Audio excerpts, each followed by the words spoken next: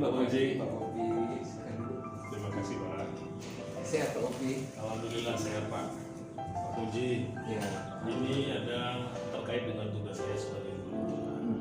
Itu ada tentang poin 3.1 keputusan yang harus diambil seorang kepala sekolah.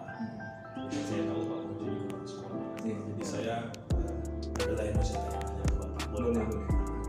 Nah, yang pertama itu Pak, sebagai kepala sekolah, selama ini Bapak dalam mengidentifikasi kasus, terutama kasus dilema etika dan rujukan moral, itu bagaimana? Ya, tentunya seorang pemimpin pasti akan dihadapi dengan dilema etika dan rujukan moral di dalam setiap pengambilan keputusannya. Dalam hal yang sering saya jumpai yang berkaitan dengan dilema etika, tentunya ketika kita membuat suatu peraturan di sekolah untuk menciptakan suatu perubahan, pastinya ada hal-hal yang memang itu membuat kita dilema. Contohnya ketika kita membuat suatu peraturan tentang pendisiplinan, dan ini kan pastinya ada rasa pro kontra di siswa gitu. Dan saya menemukan juga ternyata siswa tersebut ketika dibuat peraturan seperti itu terlambat dengan alasan yang berkaitan dengan humanity, kita pasti akan tersentuh juga. Artinya kita tidak menetapkan peraturan sesuai dengan proseduralnya karena ada faktor dari humanity tersebut. Terima kasih Pak. Kemudian Pak, bagaimana Pak pengambilan keputusan?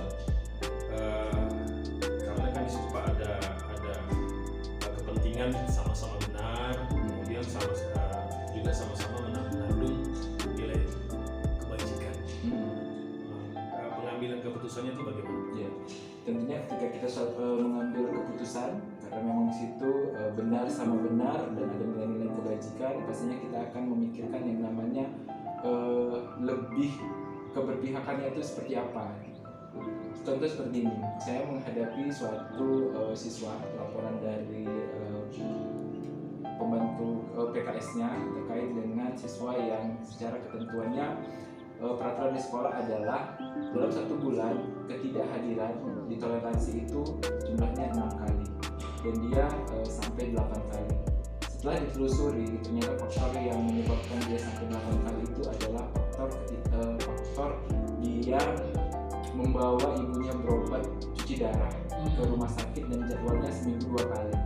Artinya kita melihat nilai-nilai kebajikan dan juga di situ terkandung humanity, kemanusiaan, sehingga untuk kita sedikit melanggar peraturan yang 6 kali wajib 6 kali tidak ditoleransinya 6 kali seperti itu. Jadi disitulah dilema etikanya dan memang perlunya sosialisasi juga kepada guru-guru terkait dengan hal tersebut supaya anak tersebut diberikan pemakluman seperti itu. Nah, berikut Pak, kemudian langkah-langkah dan prosedur apa yang Bapak lakukan ya dalam mengambil keputusan itu? Iya, tentunya yang pertama sekali proseduralnya saya melakukan koordinasi dengan BK dan juga kesiswaan terkait dengan kehadiran dan kedisiplinan siswa. Setelah kita mengetahui, kita juga harus observasi dan menanyakan secara langsung kepada siswa tersebut apa yang menyebabkan dia tidak hadir ataupun keterlambatan dia masuk ke dalam sekolah.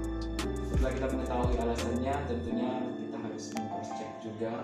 BK-nya juga akan turun ke rumah untuk memastikan apakah alasan tersebut valid atau tidak. Setelah itu barulah kita mengambil keputusan dan kebijakan. Dan memang unsur yang paling utama di dalam mengambil keputusan adalah unsur kebajikan dan humanity, kemanusiaan. Ya, baik Pak. Kemudian Pak, hal-hal apa aja Pak yang dianggap efektif dalam mengambil keputusan terkait kasus yang tadi? Hal-hal yang paling efektif tentunya adalah hal yang berdampak. Artinya ketika kita mengambil suatu keputusan, kita tidak sepihak dan kita tidak merugikan pihak yang lainnya. Jadi artinya ada unsur keberpihakan. Jangan sampai keputusan atau kebijakan yang kita ambil itu merugikan satu pihak. Misalnya kita mengeluarkan seorang siswa yang dimana siswa tersebut punya dasar juga untuk dia bertahan di sekolah tersebut. Artinya kita tidak boleh juga merugikan pihak yang lain. Ya Pak. Kemudian Pak, tentu ada tantangan ya Pak dalam mengambil keputusan.